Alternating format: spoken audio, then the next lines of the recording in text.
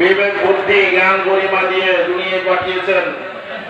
যে আল্লাহর প্রশংসা সারা জীবন যদি আমরা এইভাবে করতে থাকি শেষ করতে পারবো না। তাই তার শেখানো ভাষা দিয়ে আমরা প্রশংসা করবো, সকলে করি আলহামদুলিল্লাহ।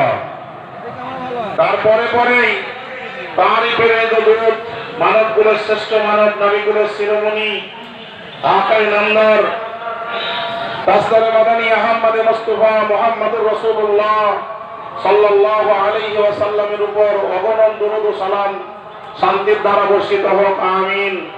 আল্লাহুম্মা সাল্লি আলাইহি আল্লাহুম্মা বারিক আলাইহি। শুরুতে দু একটা কথা হয়তো আপনাদের খারাপ লাগবে, কিন্তু বলতেই হচ্ছে। বছরে আমরা দুটো ঈদ পড়ি, আর এই দুটো ঈদে আমরা খুব বেশি ঈদগাহে এসে টাইম দিলে হয়তো ঈদের পরে 15-20 মিনিট 8 ঘন্টার বেশি নয়।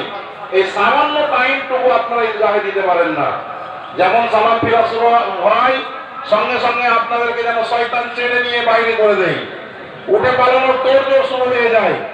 কোনো কথা যদি কমিটি, ইমাম সাহেব কেউ যদি কিছু আপনাদের কোনো মেসেজ কিছু বলার প্রয়োজন মনে করে, সেটা আপনারা না শুনে বেরিয়ে যান। এটা কিন্তু